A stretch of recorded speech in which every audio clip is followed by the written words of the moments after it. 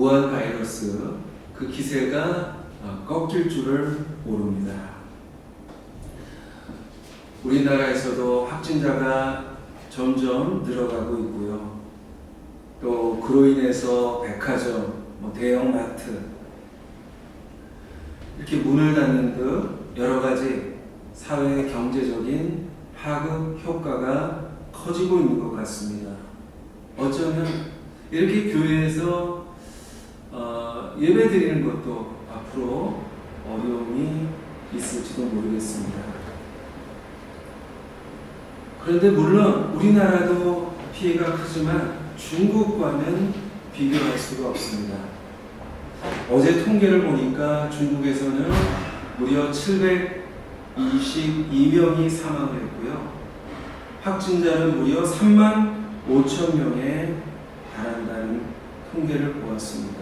여러 도시에 봉쇄령이 내려지고 심지어는 외출 금지가 실시되는 등 나라 전체가 지금 비상 상황이라고 합니다. 자, 그런 가운데 제가 어떤 유튜브를 보니까 이런 이야기를 하시는 분이 계시더라고요. 중국이 지금 이렇게 고생하는 것은 바로 교회와 기독교를 탄압했기 때문이다. 그래서 하나님께 심판을 받는 것이다. 자, 여러분 어떻게 생각하십니까? 지난 메르스 때는 어떤 이야기가 있었죠? 그때에도 메르스는 하나님이 이슬람 세력에 대해서 심판하시는 것이다. 그런 이야기도 있었습니다. 자, 지금도 이 세상 곳곳에 여러 자연재해가 일어나고 있습니다. 그런데 그 모든 재난들이 다 하나님의 심판이고, 그리고 우리 개인적으로도 한 사람 한 사람 만나게 되는 모든 고난, 그 고난이 하나님이 우리에게 내리시는 징계요, 그리고 채찍일까요? 왜 우리에게 고난이 찾아오는 것입니까? 도대체 그 이유가 무엇일까요?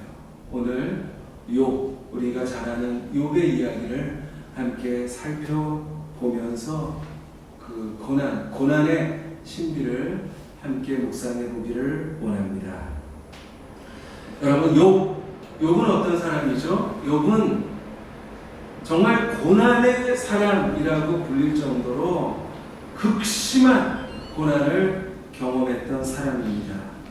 어떤 고난이었습니까? 어느 날 적들이 쳐들어와서 종들을 다 죽이고, 그리고 모든 가축들을 약탈해 갔습니다.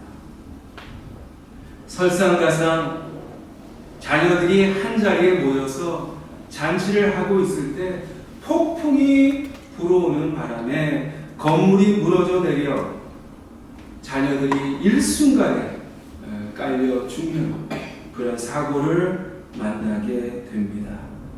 하루아침에 전 재산, 평생 모은 전 재산을 잃어버리고 사랑하는 모든 자녀들을 한순간에 잃어버린 것입니다. 그런데 그의 고난은 거기에서 끝나지 않았습니다. 갑자기 몸에 피부병이 발생을 했습니다. 발바닥 끝에서부터 머리끝까지 심한 피부병이 생겨서 얼마나 가벼운지 질그릇 조각으로 몸을 긁어야 하는 그런 상황을 만나게 된 것입니다. 자, 이렇게 욥에게 무시무시한 고난이 찾아왔습니다. 그러면 욥은 정말 죄도 많이 짓고 하나님 보시기에 못된 사람이었을까요? 그래서 하나님께서 벌을 내리신 것입니까? 그런데 성경은 오히려 욥에 대해서 이렇게 이야기하고 있습니다. 1장 1절에 보면 우스 땅에 욥이라 불리는 사람이 있었는데 그 사람은 온전하고 정직하여 하나님을 경외하며 악에서 떠난 자이었더라. 많은 어려움을 겪었으니 그는 죄가 많은 사람이었을 것이다.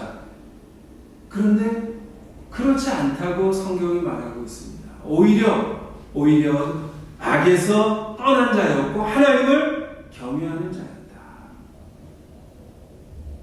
그리고 3절에 보면 이 사람은 동방 사람 가운데 가장 훌륭한 자였다. 그렇게 기록되고 있습니다. 자, 그러면 그가 그토록 의로운 사람이라면 모든 재난이 그를 피해가고 오히려 복의 복을 넘치도록 받아야 하는 것이 아닙니까?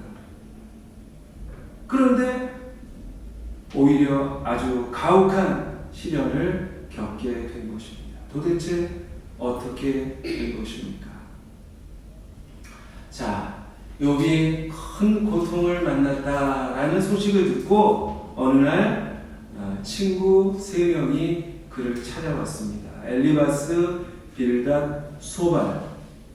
여러분, 어려울 때 내가 큰 고통 가운데 있을 때 친구들의 위로만큼 큰 힘이 되는 것도 없을 것입니다. 자, 이들도 친구 욥을 위로하기 위해서 그리고 격려해 주기 위해서 찾아왔을 것입니다. 그런데 오히려 욥과 이야기를 나누면서 처음 의도와는 아주 다르게 대화가 전개되어 가는 것을 우리가 보게 됩니다. 자, 엘리바스는 욥에게 뭐라고 했습니까? 4장 7절에 보면 욥을 향해서 생각해봐라. 죄 없이 망한 자가 누구인가? 정직한 자의 끊어짐이 어디 있는가? 그렇게 이야기했어요. 그리고 빌닷은 8장 20절에 보면 하나님은 순전한 사람을 버리지 아니하시고 악한 자를 붙들어 주지 아니하심으로 그렇게 이야기했습니다. 그리고 소발은 내 손에 죄가 있거든 멀리 버려라. 불의가 내 장막에 있지 못하게 하라. 그리하면 내가 반드시 흠없는 얼굴을 들게 되고 굳게 서서 두려움이 없으리니 내 생명의 날이 대낮보다 밝으리니 어둠이 있다 할지라도 아침과 같이 될 것이요. 무슨 말입니까? 무슨 말입니까? 하나님은 악인에게 재난을 내리신다. 자, 욥아, 네가 재난 당한 것은 너에게 악이 있기 때문이다. 그러니까 하나님 앞에 회개해라. 이렇게 이야기한 것입니다. 위로하러 왔는데 오히려 욥을 비난하고 그리고 욥을 정죄한 것입니다. 그렇지 않아도 욥이 괴로운데 더욱더 그들로 인해서 괴로움이 가중되었습니다. 여러분, 많은 사람들이 이런 식의 논리로 생각을 합니다. 하나님은 착한 사람에게는 복을 주고 죄 짓는 사람에게는 벌을 주신다. 물론 틀린 이야기는 아닙니다. 성경에 보면 곳곳에 하나님께서 악인들에게 심판을 내리시는 이야기가 나오죠. 노아의 홍수 사건도 그렇고요. 그리고 소돔과 고모라가 유황불로 하나님께 심판받은 것도 그렇고, 하나님께서 때로 악인에게 심판을 내리기도 하십니다. 우리 삶 가운데도 그런 경험을 할 때가 있어요. 내가 하나님의 말씀 안 듣고 막 불순종했을 때 어려움을 겪게 되는 그런 경우도 있습니다. 그러나 그렇다고 해서 모든 고난, 모든 재난이 죄의 결과이고 그리고 하나님의 벌이다, 그렇게 결론 지을 수는 없다고 하는 것입니다. 때로 의인도 이해할 수 없는 고난을 당하고 그리고 여러 가지 재난이 찾아올 수도 있는 것이죠. 예수님도 그 사실을 지적을 하셨는데요. 요한복음 9장에 보면 이제 예수님과 제자들이 길을 가다가 한 사람을 만나게 됐는데 그 사람은 앞을 보지 못하는 맹인이었습니다. 시각장애인. 그때 제자들은 당연히 저 사람이 앞을 보지 못하는 것은 죄의 결과다. 그렇게 생각을 했어요. 그래서 제자들이 예수님에게 이런 질문을 던졌습니다. 예수님, 이 사람이 맹인으로 태어난 것이 누구의 죄로 인함입니까? 자기 자신의 죄입니까? 아니면 그의 부모의 죄 때문입니까? 이렇게 물었어요. 그때 예수님께서 뭐라고 대답을 하셨습니까? 요한복음 9장 3절에 보면 예수님께서 대답하시되 이 사람이나 그 부모의 죄로 인한 것이 아니라 그에게서 하나님이 하시는 일을 나타내고자 하시니라. 할렐루야. 여러분, 그렇습니다. 앞을 보지 못하는 그 고통이 죄 때문이 아니라 무엇인가 하나님께서 그를 통해서 하시고자 하는 일이 있기 때문이다 라고 하는 것입니다. 그렇습니다. 욥의 고난도 결코 죄에 대한 심판이 아니었어요. 분명히 하나님께서 그를 의인이라고 인정해 주셨기 때문입니다. 그런데 욥의 친구들은 자신들의 얄팍한 지식으로 욥의 고난은 죄로 인한 저주라고 너무 섣불리 결론을 내리고 그리고 욥의 마음을 아프게 했던 것입니다. 여러분, 우리가 병에 걸리거나 사고를 만났을 때 우리 마음속에 자꾸만 이런 질문이 생깁니다. 왜 내가 이렇게 된 것인가? 왜 내가 병에 걸리고 왜 내가 이런 사고를 만난 것인가? 근데 그때 하나님께서 정 목사, 네가 어려움을 겪게 된 것은 이거 때문이야.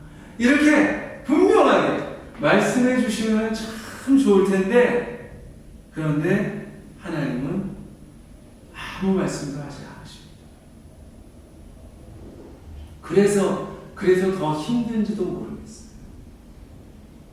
오늘 욥도 8절 9절에 보면 그 고난 가운데 어디로 가도 하나님이 안 보이고 어디로 가도 하나님을 만날 수 없다. 그렇게 탄식하고 있습니다. 도대체 왜 고난이 우리에게 찾아오는지 하나님께서는 딱 부러지게 그렇게 말씀해 주지 않았어요. 고난은 미스테리입니다. 고난은 하나님의 신비입니다. 특별히 왜 성도들이 고난을 당하는지 우리가 알 수가 없는 것입니다. 그런데 여러분, 고난이 다가왔을 때 이 고난의 이유가 무엇인가, 그 원인이 무엇인가, 그것을 찾는 것보다 더 중요한 게 있어요. 바로 내가 이 고난 가운데 어떤 자세를 가져야 하는가. 과연 내가 불평하고 하나님을 원망하고 그리고 주저앉아 버릴 것인가? 아니면 이 고난을 통해서 과연 하나님이 나에게 원하시는 것이 무엇인가? 그것을 깨닫고 그렇게 행하는가? 바로 이것이 더욱더 중요하다고 하는 것이죠. 10절 말씀해 보니까 욥은 고난 가운데서 어떤 자세를 가졌습니까? 우리 10절 말씀 한번 같이 읽어볼까요? 시작. 그러나 내가 가는 길을 그가 아시나니 그가 나를 단련하신 후에는 내가 순금같이 되어 나오리라. 아멘. 자, 욥은 어떻게 했습니까? 고난 속에서 정말 이유를 알 수 없는 그 고난 가운데서 하나님을 신뢰했습니다. 나의 가는 길을 오직 그가 아시나니. 나는 모르지만 분명히 하나님을 아십니다. 나는 왜 고난이 왔는지 모릅니다. 그러나 주님은 알고 계십니다. 주님께서 나의 아픔을 알고 계시고 주님께서 나의 눈물도 아시고 그리고 이 고난 너머에 어떤 계획이 있는지도 주님께서 분명히 알고 계시다는 그 사실을 나는 믿습니다. 하나님을 신뢰합니다.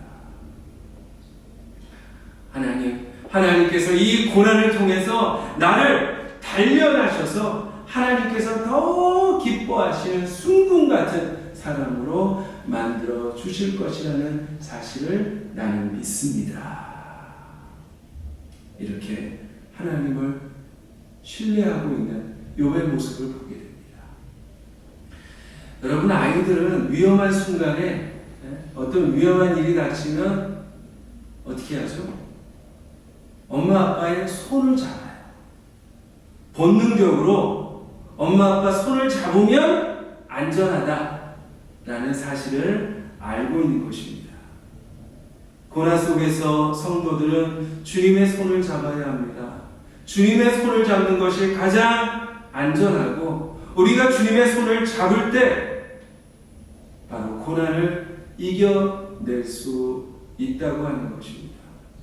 그러므로 여러분, 고난 속에서 주님의 손을 꼭 붙잡고 끝까지 주님의 그 신실하심을 신뢰할 수 있는 그런 믿음의 사람이 되시기를 간절히 축원합니다.